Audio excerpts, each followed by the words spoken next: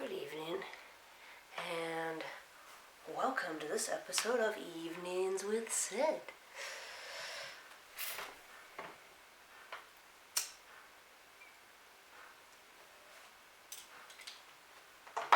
So, this evening,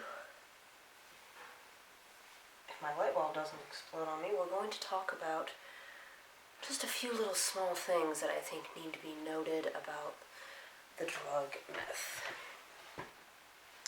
Now, the other day, I was watching this new documentary. Well, I guess it's not new, but I mean, it's new enough. And it was showing me a lot of things about the drug that a lot of people aren't seeming to address or, make super popular. And it's a big deal because meth is one of the most dangerous drugs that there is out there. And the problem is that people don't get hooked on meth because they want to. People don't say, oh, I'm going to go become a meth head. There are people that have been like, yeah, I want to go, try out being a junkie for a while. I want to get on heroin. I want to check this out. I want to, do a bunch of pills or whatever. There is that, but you don't have people going around saying they want to do meth unless they've already done it. Mainly because everybody knows how dangerous it is, in the sense of that it's made out of all these chemicals that are unnatural, that are completely unsafe, very toxic, with all the warning labels and stuff on them. It's common sense when, so the reason that people usually get on it in the first place is because they feel like they need to, stay up for class or, whatever it may be, their job. Perhaps there's a lot of people who've complained about, having to work too long of hours and too many days and, overworked, all that stuff, and they don't have time for everything and sleep. So they feel like they have to, either drink a bunch of coffee or do a bunch of meth. And, I guess it depends on what you're into because, there's people that do both. So, I don't know. But I do know that, when I was younger, I tried it and it was not something that I would recommend for anyone. And I only tried it for the exact same reason. I already knew people that could get it. That's easy. You can always find that if you really want to. But I didn't start doing it until I was having to get less than 4 hours of sleep every single night and having to work, every single day. And I felt like that was, something that would be, it's not going to be that big of a deal. I'll just try it, see if it helps. And, it did, yeah. It helped. And it does horrible things to your brain, so I wouldn't recommend it. During that whole time, yes, I made money and paid bills and took care of everything, but I was a horrible person to everyone that came in contact with me. I lost friends during that time period. That's not a big deal. I've made up with people if I needed to or something like that since then. But the point is that it destroys everything about your life.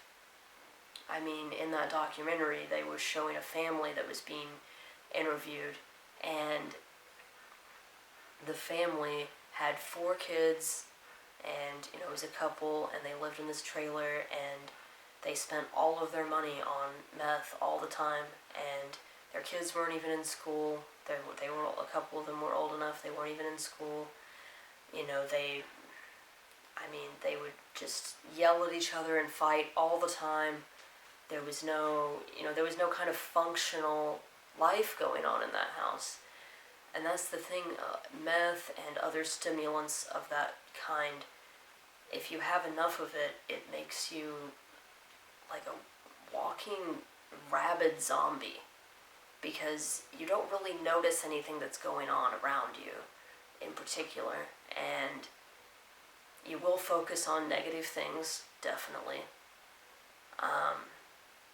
It heightens all of that kind of stuff. It heightens your, anger sensor, and it dulls down everything else. So, like, love life and, sex life and things like that, that's like, you might still have a partner that you love and you're with, but it's just not quite the same.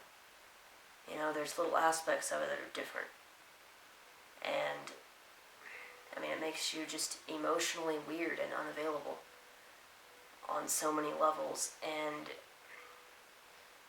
like I said, like, I pushed a lot of people away. I made them very upset. I hurt a lot of people. And that's what that stuff does. It takes your soul out of you. Yeah, you can put it back, but it takes some time. And I'm lucky that I only did it for a little while, and then was easily able to, come back from it. But, it has a lot to do with your mental willpower, because anybody's capable of anything in the entire world. You literally can sit down and be like, I'm gonna be a whole different person, and then just go out and be somebody else. But that's on you. So anybody that says that they can't is,